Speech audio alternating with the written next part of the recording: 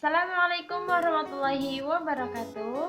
Halo teman-teman, bagaimana kabar kalian? Semoga teman-teman semua dalam keadaan sehat dan baik-baik saja.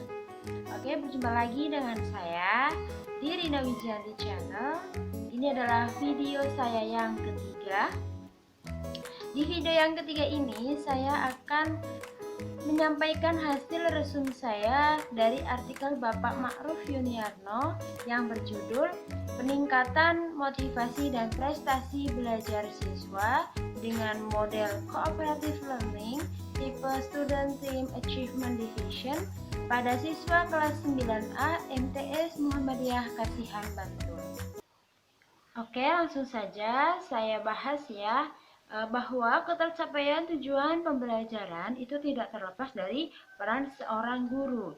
Nah, guru itu harus bisa memotivasi siswanya, atau guru itu harus menjadi motivator bagi siswanya, sehingga siswa itu bisa mencapai keberhasilan secara maksimal.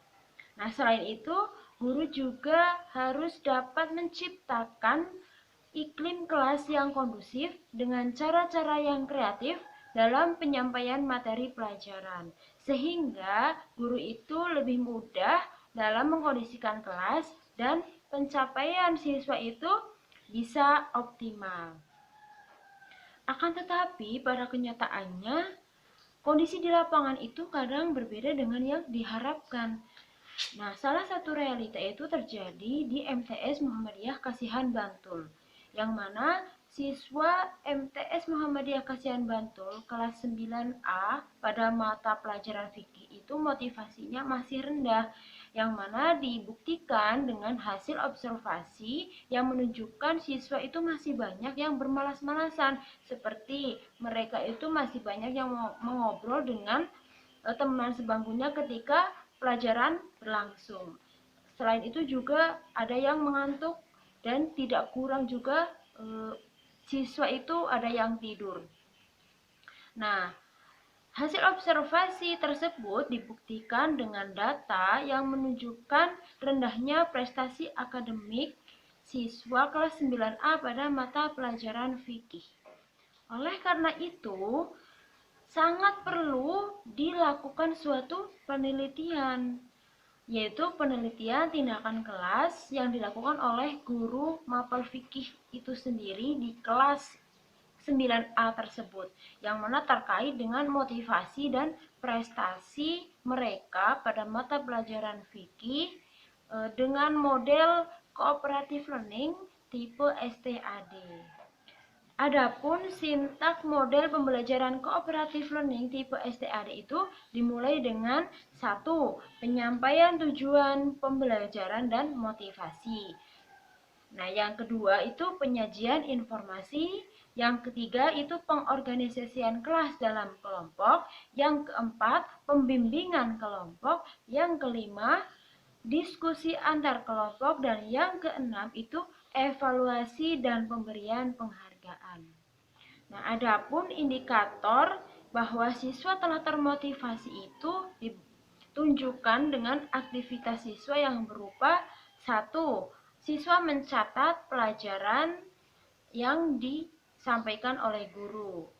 Nah, siswa juga memperhatikan guru ketika menyampaikan materi.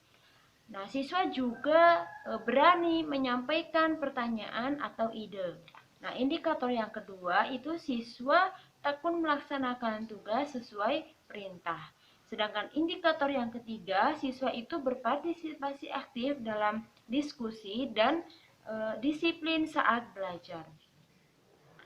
Yang namanya motivasi itu memiliki kategori yang mana dibagi dalam 4 tingkatan.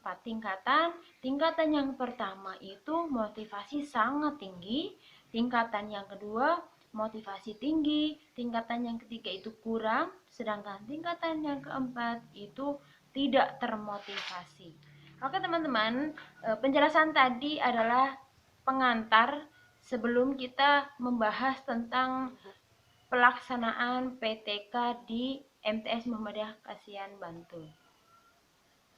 Sekarang kita bahas PTK yang dilakukan ini yang mana subjek dari PTK ini yaitu siswa dan siswi kelas 9A itu sendiri, yang berjumlah 34 anak dengan 21 siswa dan 13 siswi. Adapun kegunaan dari PTK ini yaitu untuk meningkatkan motivasi dan prestasi belajar siswa.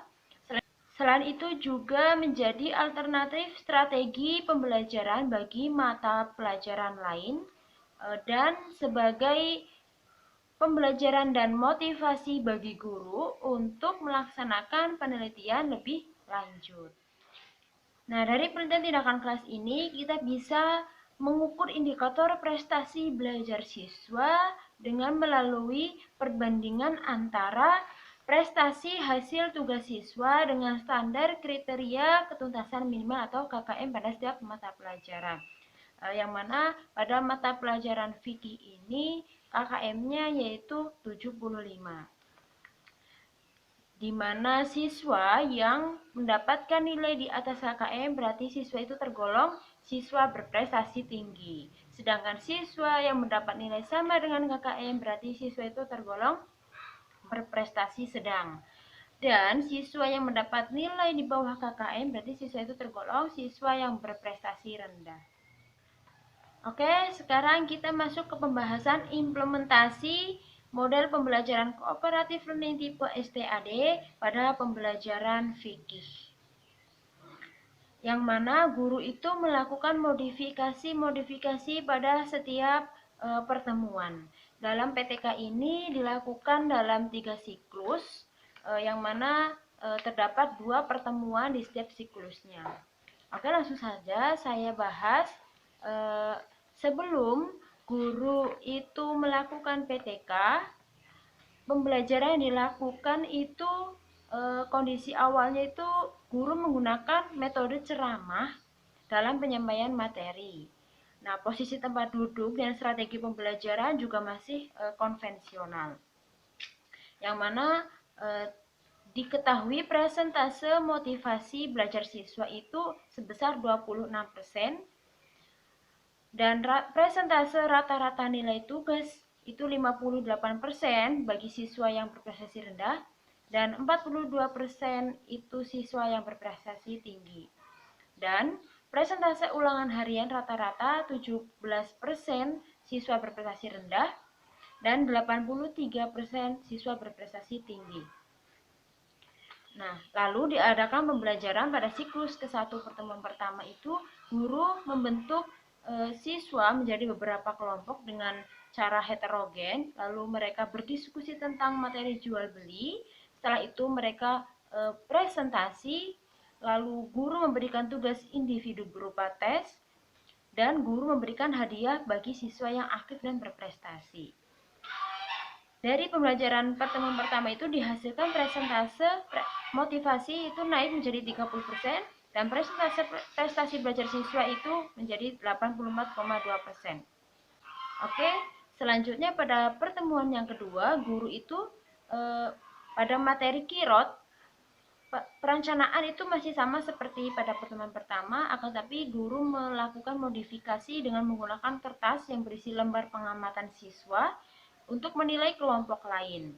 Nah, seperti biasa, guru itu membentuk siswa menjadi beberapa kelompok secara heterogen, lalu berdiskusi, presentasi, diberikan tugas individu berupa tes, lalu guru itu memberikan reward bagi siswa. Dihasilkan persentase motivasi siswa itu naik menjadi 59% dan prestasi belajar siswa naik lagi menjadi 88,1%. Oke, lanjut ke siklus yang kedua, pertemuan ke-1. Pada materi kirot, masih materi kirot, guru melakukan modifikasi dengan media PowerPoint dalam penyampaian materi.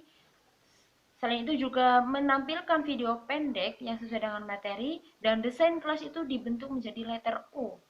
Nah, dari pembelajaran itu dihasilkan persentase motivasi siswa itu naik menjadi 60%, akan tapi prestasi itu turun menjadi 85,1%. Lalu dilakukan pada pertemuan kedua, guru itu melakukan perencanaan sama seperti pada pertemuan ke-1, hanya dimodifikasi dengan materi jual beli dan dihasilkan persentase motivasi siswa itu naik menjadi 78%, akan tetapi prestasi siswa itu turun drastis menjadi 62,9%. Oke, selanjutnya siklus ketiga, pertemuan pertama itu peneliti fokus meningkatkan prestasi belajar siswa dengan perencanaan yang lebih terperinci.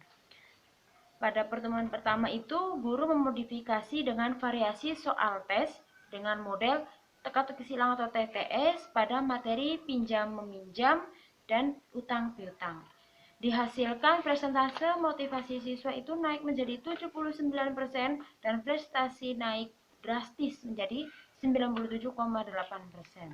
Dilanjutkan pada pertemuan kedua, guru memodifikasi dengan memberikan ice breaking pada saat motivasi siswa itu mulai turun. Nah, itu dilakukan dalam materi muamalah di luar jual beli, yaitu materi upah, jaminan, dan gadai. Dari pembelajaran tersebut, dihasilkan persentase motivasi naik menjadi 85% dan prestasi naik menjadi 98,4%. Oke teman-teman, itu tadi penjabaran dari pelaksanaan penelitian tindakan kelas yang dilakukan di MTS Muhammadiyah Kasen Bantul kelas 9A pada mapel fikih. Nah, yang mana dapat disimpulkan bahwa berdasarkan pengamatan tersebut berarti penelitian tindakan kelas ini itu terbukti bisa meningkatkan motivasi dan prestasi belajar siswa pada mata pelajaran fikih di kelas 9A dengan model pembelajaran cooperative learning tipe STAD atau Student Team Achievement Division. Oke, sekian video saya kali ini. Semoga bermanfaat. Mohon bila banyak kesalahan. Terima kasih. Wassalamualaikum warahmatullahi wabarakatuh.